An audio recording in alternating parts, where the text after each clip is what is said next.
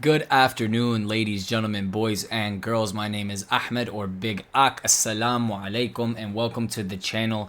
Today we're reacting to a video. It's called Her Money is Hers from Free Quran Education, which is an awesome channel. They animate a bunch of different lectures and talking points, and they make it really, really fun and educational to learn things and see things.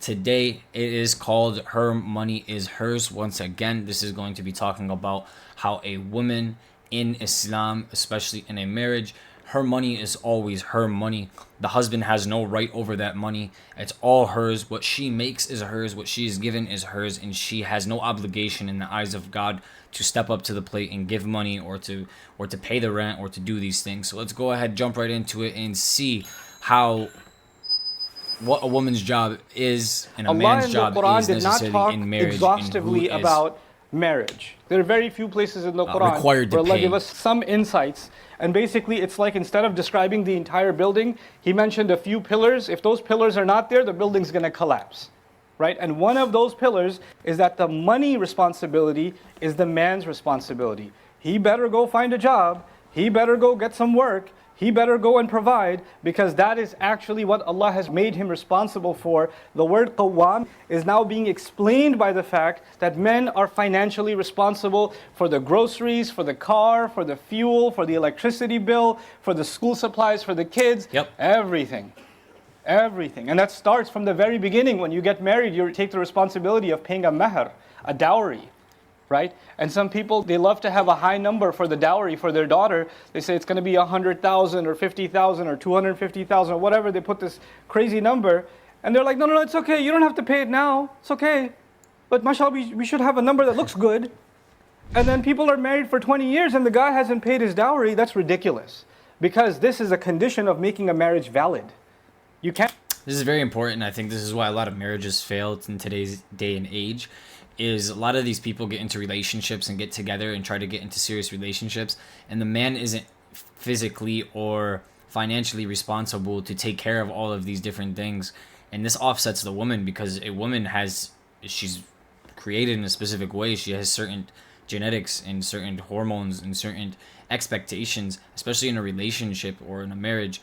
And if the man isn't holding up his end of the deal, or he's not providing and protecting, then there's some type of disconnect there, and people lose respect for each other really, really fast, and it causes problems, and those problems it leads to divorce. You can't put that off.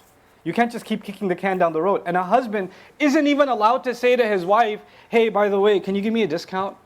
I know you put 50, can we take a few zeros off of that? Or how about I give it to you, not dollars, can I give it to you in rupees? Same number. Or I'll give you in Zimbabwean currency or something. I'll give you some other currency that, because, come on, just go easy. I have a hard life. Look at all the things I'm doing. If you agreed to it, then you signed on. If you didn't want to agree to it, then you should never sign that document. Yep. You're actually not even allowed to hint that you have trouble paying your mahr. Men aren't even allowed to hint at that. فَإِن طِبْنَ لَكُمْ عَنْ نَفْسٍ مِّنْهُ شَيْئًا. And after you pay the dowry, like a monthly payments you're making, you give her like $500 or something, $100, whatever you give her, that's part of your dowry that you're paying off. And you pay her and you're like, fine, here's your monthly, this week was really tough. This month was, you can't make none of those comments. Once you're handing that money, you're not even looking at that money anymore. It ain't yours. That's part of being a man. Yep. According to the Quran. It's part of being rijal qawamun ala nisa. One of the reasons I was pushed to give this lecture is because lots of people email me all kinds of questions, and there are many men around the world whose wives are being told to go get a job and work while they're sitting at home. Muslim men. And they're saying you have to obey your husband. What religion is that? Allah Azza wa Jalla made men responsible financially. And they can't even say, we're having a hard time, you need to earn this or that. Look, if there's a desperate situation and a wife decides to go get a job and support financially or do on her own, that's a voluntary thing she's doing that she cannot be told to do. Yep. And if she does that, if she does get a job, if she does have a business, if her father left behind some stores or some property in her name, it's not yours. And you're like, can we get some of that too? Because I'm your family. No, that's her money. You can't touch it. Allah made this equation in which she has a financial advantage, meaning your money is basically hers. And her money is hers. Yep. And you can't look at it. You can't keep your eye on it. What happened to that jewelry? What happened to that? No, that's not yours to touch. That's not yours to touch. And whatever you gave her, like you say, hey, on our 10th anniversary, I'm going to give you this car. That, once you gave her the car, it's her car. You can't even take the keys and say, I'm going. No, you got to get her permission.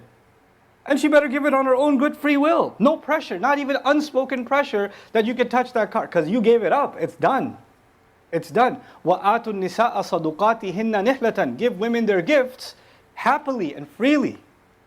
Don't even think about them again. So this financial sense that men are supposed to have is critical. And Allah mentions that as one of the first conditions of what makes a marriage work. What makes them men. الرجال قوامون على النساء بما فضل الله بعضهم على بعض وبما أنفقوا من أموالهم. When they take that kind of responsibility, where the wife doesn't have to ask, we don't have money for groceries, we don't have this, I got to give you again. For a lot of men, you know what they do? They feel that they owe financial responsibility or financial help to their brother, to their sister, to their mother and their father, who may be financially already taken care of, but you still want to give them, but you're not giving financial needs to your wife and your children. That's not being a man. That's not being a man. And some people are in financial abuse situations. I've even seen cases where the bank account is a joint account between the husband, the man, and his mother. And the wife has no access to the account. What Islam did you learn? Where did you get this from? And the wife is being constantly told, by the way, that's our son. It's like, that's our property, you're just renting it. This is what the wife is being told. If you wanted to act that way, then you had no business getting married. Don't get married. If you wanted to financially treat the spouse this way, then you have no business being in the institution of marriage. This is the first and foremost principle. There are people who give mahar, they give marriage gifts, or even at the wedding ceremony, they give lots of presents, and then a couple of days later, the guy's family says, hey, can we have those back? We need them for our daughter's wedding. Once you give it up, you've given it up. It's done with.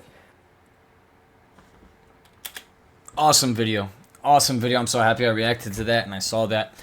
The reason I'm happy to react to this and show the world this is the mere fact that I get a lot of comments and I get a lot of people talking about how Islam is oppressive. I see it all the time in the news. Islam is oppressive to women. They don't give women rights. Men control women and this and this and this and that. These rules were given to the Muslims 1,500 years ago. You can go through the Bible. There's nothing like this in it. You can go in the Torah. There's nothing like this in it. The Quran, when God speaks about marriage in the Quran, He gives the women so many rights. So many rights that women don't even have today in the Western world. They still don't have these rights. And they were given to them 1,500 years ago in Islam by God. So it's funny to me that a lot of people, they don't understand how Islam works and how marriage in Islam works. And when you go and you compare the divorce rates between Islamic marriages and marriages outside of Islam, the numbers are staggering. The numbers are insane. And people like to say, oh, Islamic marriages don't end because the husband is oppressive and forces the wife to stay with them, and the marriages are set up, or what are they called?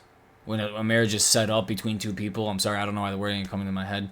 But like the marriage is set up and they're forced and their families put pressure on them and blah, blah, blah, blah, blah, blah, blah, blah, blah. And even if that were the case,